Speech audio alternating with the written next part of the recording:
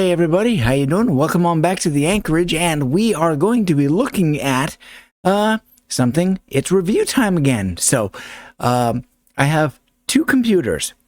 I've got one that runs Linux and one that runs Windows 10. And I'm running LMDE 6 Fay on the Linux machine. And because of space constraints, I can't have multiple monitors, keyboards, mice, what have you. I can only have one of each of those.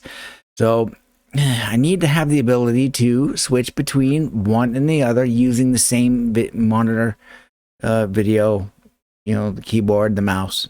I've only got the room for one of those. So, as far as the machines go, yeah, they're two separate boxes. Granted, I could combine them, but that's neither here nor there.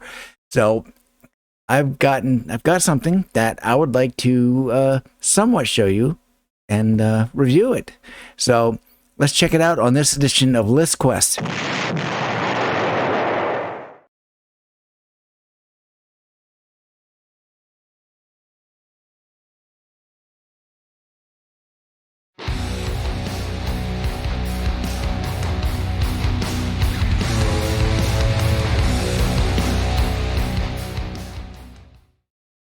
Okay, so I've got one monitor, one keyboard, one mouse, and because of space constraints, which is literally not much wider than the box you see here. Literally, I'm in a small place and space is higher than a premium. It's like if I've got a 2 by 2 foot space for one thing, then literally that is the only space I've got for that thing. Or for a couple of small things, if you get the picture. So a couple of years back, I had one computer, and that was the LMDE machine, my Linux box and stuff like that.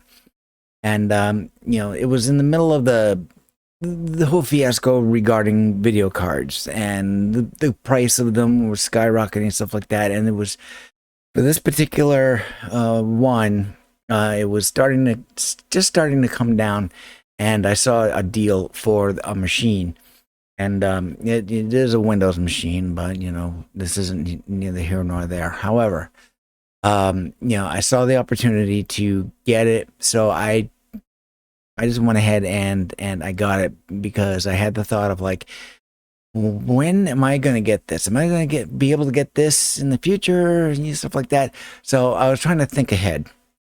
So I bought that, and that came in, and it's all set up. Its name is Odin, but and the other's name is Solaria.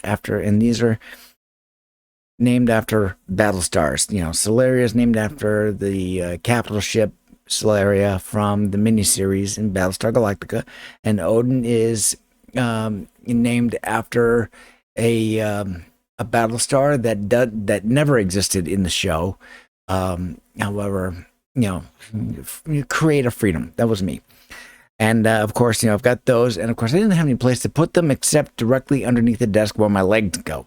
So I'm actually sitting a little further back so that, one is for the camera so that you can see me a little better and not be like right in. So that I'm not like that. So it's to provide that separation. And the others, that's really only the best spot for them. And so they're there, and they're comfortable. And I wasn't gonna have one over there, another one over there, or taking up space on my desk because I've got a printer on my desk right there. And I'd like to do something with that, but I haven't figured out what. I've got space on the shelf, but I don't want to have to stand up and lift up the thing to put for scanning or whatever, and to put paper in because there's another shelf that blocks the space. So I mean, the printer's about that tall, and it would just be a mess. But in any case, so I've got a monitor up here. It's the one I'm looking, I'm looking at the camera, and the monitor is about 1.5 inches below it. And so whenever you see me looking down and doing this, I'm actually looking at my monitor screen. I've got a studio thing. I use OBS, Open Broadcast Software. I use that for when I'm doing recording, and I'm using the same camera that I use on the weekly supporter stream for Switch to Linux, and it's got a little ring light on it. That's why my face is bright and peachy looking. Okay. Anyhow, so I've got that. I've got a soundbar down here. I've got my keyboard. Here it is. And I've got my mouse. Here it is. And of course I've got my horn cup right here. Excuse me. But what I needed to do was to be able to switch my monitor between the Linux machine and then the Windows machine. And looking back, I remember that at my old work, that I was in a department for many years, they had a computer system. They had to have two computers that talked to a card organization. It happened to be MasterCard.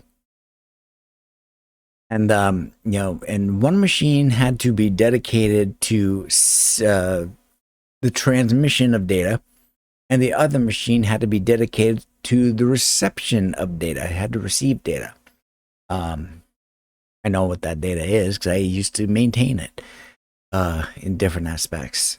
So the as far as the user side of it goes, desktop services took care of the hardware and the software and stuff like that. Me, I took care of the operation of the programs to a degree. Not everyday use, just like when it needed it. And and then they came up with this great idea to be able to use one keyboard, video, monitor and mouse, and be able to switch from one machine to the other. Bang, bang, bang, bang. And they had it in such a way where all that someone would need to do is hit Control 1, Control 2. Computer 1, Computer 2. And I remembered that. And so what I did was, I'm like, all right, so now I've got the two machines. I got my one monitor, one keyboard, one mouse. Why don't I do the same thing? And so I went and I bought what's called a KVM switch, keyboard, video, mouse. And I bought that, and it cost me 2 years ago good $140. And I'm like, these are just AB switches. They shouldn't cost that much, but whatever. So I bought it, and it was advertised as OS independent, meaning it doesn't matter what operating system you use. And I'm like, that's a bonus. And then I got it. And I was looking through the paperwork. And of course, it only covered the two most used ones, Windows and Macintosh, not Linux. And I'm like, all right. Well, I'm determined it does work with it and without any issues. However, there is a caveat to that switch. You couldn't just switch from one and then to the other and then back at that kind of a speed. You couldn't do that. You might be able to do it once or twice, but then it would just kind of like, it's like a fishing pole reel, disheveling itself. It's where the spool just like that. That's how this thing would act. And then what I'd have to do is unplug that switch and plug it back in. So what I had to do is I had a dedicated, I bought little extensions for the USB cords on them, because that is what provided power. And not to mention, actual connection for your keyboard, video, mouse, and but primarily power. And I had to put them at the front, on the top, towards the front of the machines, in order for them to work. And whenever I came across that issue, I have to unplug them both, wait a second, and then plug them back in, thusly resetting the switch. And then 3 weeks ago, on Odin, the Windows machine, the power supply died. It had been in use, and I had just been using it, and then I shut it off. I shut down the machine, and when I went to turn it back on, that's all you would get. It's just a little click, and a light would just blink real quick, and I couldn't tell what it was. And so I took it apart, worked on it a little bit, just to kind of diagnose the issue. And it appeared to be a bad power supply. And that power supply, it's a gigabyte. That's who made it. And it's 750 watts. And it is a 80 plus gold rating. However, I guess this particular model was not all that good. So I'm like, all right, so let's get a new PSU. So I'm like, all right. So I went out onto Amazon, and I found, no, was it Amazon? No, I got it through Newegg. That's who it was. I found a Corsair 80 plus platinum 750 watt power supply. This thing's heavy as all get out, and came in, and someone I know said that they would put it in for me. And I'm like, you know what? That might actually be a good idea. You love working on this stuff. Why not do that? So I held it aside, and I took the unit out, unplugged everything, pulled the unit out, and then put it off to the side right over there, and on the floor, of course. And then I was able to also do my yearly backup, taking an image of the operating system drive, pulled that, and if I needed to do any video work or anything like that, I pulled the data drive out of it. It was an NVMe drive, and it's on a Patriot Viper, so 1 terabyte. So, and of course, I had the OS drive is a Samsung 980. So I took that, and I excuse me. I took an image of that drive, and I do that every year. And I keep that in an archive drive on a magnetic drive inside of Solaria, and I use Solaria to do my backups using DD, which I don't know for sure what DD stands for, but my guess, and this is just a wild guess, disk duplicator. So that was all kinds of fun. And so let's see, I need to make slight adjustments to this so that I can show folks what it looks like. There we go. Okay, so I went out and I want to show you the actual unit that I bought, which happens to be this guy right here. This is on Amazon, and this is the KVM switch right here. Of course, I'd show you the actual switch that I have here, but of course it's all hooked up. So yeah, that looks like that. The angle, you see that? See all the different connections. I love this thing. It's actually, I can't say that it's actually that gray. It looks like it's a brushed. And actually, it's glossy and it's black, but no big deal. There's the outputs to the monitor and the keyboard and mouse or something to that effect. And let's see, and then of course we've got this. Okay, goes out to the separate machines. So there we go. Now this costs me less than $14. Which is an absolute hilarious joke, because 2 years ago, the one that I bought was about $140. So figure that out. And if we see, based on this, it supports Windows, Mac, and Linux right there. So it's advertised that it supports it. So that is just fantastic. And it goes into all the descriptions and stuff like that. But yeah, the basic thing about it is that it controls a keyboard, video, mouse for 2 machines, whichever one you want to use at any particular time. So that's what I've got going on there. So I've used it, and this thing works amazing. I can flip and flop back and forth as often as I need, and yeah, a great benefit is that, it does recognize Linux and it does operate inside of Linux. So there's no issues there. I can even do a speedy flip flop. I could flip it over. I could go that fast.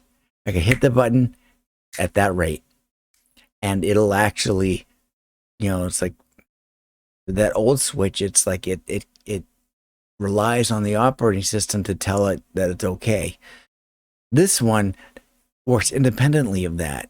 It takes care of it. It sees what OSs there are, but it doesn't pay attention to that. It just goes to switch to this one, switch to that one, back and forth, and that's the end of it. Now, the review only gets 4 stars, and I've already put that out there on Amazon. And of course, I'm currently waiting for it to come back and say, no, we're not posting it because you got links to your videos. So whatever, I'll just update it to not have the links, but to say, hey, you can go get it here. So, and I'll type it out in such a way where it's not linked. So there we go. But yeah, it only gets 4 stars. Here's why. It's got the caveat. All right. On this keyboard, if I can get it over here, this guy right here, this is a volume control. So I am supposed to be able to control the volume of the computer I'm working on by just rolling that back and forth. Well, no, not with this switch. You can't send the signal necessary to change the volume using that. So it's, I'm going to say that it is a function that the switch does not support through the USB, because it's a signal that goes through the USB cable for it and everything, all happy hunky-dory. However, the switch doesn't have the ability to take that signal and transmit it onto the computer.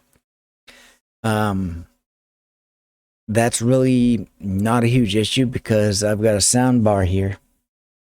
I don't know if I can lift it up. It's not going to reach, but it's just a little sound bar. It's about yay wide. It's triangular. So about like that. It's just some Chinese thing that I ended up getting and I ended up getting refunded for it completely. So it was completely free for me at the end of it all, because my review on that was basically, yeah, it looks great, but the RGB light on the bottom of it can't be set to a single color. It's either everything on gives you the unicorn vomit, or you shut it off. And but there is stationary lights on the ends, and that's fine. I don't even need those lights. But so what I do is I turn it on. I like the solid green for anything that is illuminated, such as my keyboard. As you can see here, that's green. And I have a desk mat that I can use to my mouse on, and that has an RGB lighting around the edge of it, and that is set to a solid green. It's and green is the channel's colors. So there you go. And they said, they apologized to me and said, as to try to give you a good customer experience, we're going to give you all your money back and you can keep the unit. And I'm like, all right, thank you. It's not necessary, but I do appreciate it. Thank you. So I use it. And so when I did the review for this KVM switch, it only gets 4 stars because it can't transmit that signal from that volume control out to it. So on that the sound bar switch that turns it on and off doubles as a volume control. And so I just use the volume control on that now. I just go into each machine, set the volumes to kind of match at around 50 or 60%, One is not the same as the other. So, within reason, close to each other. And then I just use that knob on the sound bar to turn the volume up and down. And there you go. So the reason why it's 4 stars, can't use the volume control on the keyboard. If you want that 5th star, you got to put that on. You got to put that in there. You got to be able to take the signals and be able to handshake them out. So there we go. But so this switch is absolutely fantastic, but it could get better. And it goes right along with my rating process, or my approach to rating. Nothing ever gets more than 4 stars. Most rating systems are 5 stars. Okay, fine. But I don't give out 5-star reviews in general, because there is always that one little thing, could be completely unimportant, but because I like to give honest and true reviews, if something misses out and I catch it, then you don't get that 5th star. And so far, with everything that I've ordered in the past couple of years that I've done a review on, has only ever gotten 4 stars. And that even goes with the Ghostbusters Proton Pack I've gotten from Hasbro. It's more than likely going to be the same when I get the next thing from them, which is a ghost trap and a PKE meter, because there are things on there that I've done videos on that I've talked about that they should incorporate into those products that more than likely not going to get them. But in either sense. So I've got one exception, and it's currently in process. It was regarding my most recent video for the Proton Pack, where I switched out the CRT emitters and coils, and I identified a couple of small issues and said, hey, it's only a 4 stars. The guy was kind enough to ship out the pieces that that made it a 4-star versus a 5. And I mentioned in the video, it was completely unnecessary. I'm good with what I've got. I've got no problems with it, but this is what I noticed. So it only gets a 4 stars. And he took the initiative to make it a 5-star. And out of everything I've purchased in the past 2 years, this guy is the only guy, or the first guy, that has ever done anything to improve that review to a 5-star.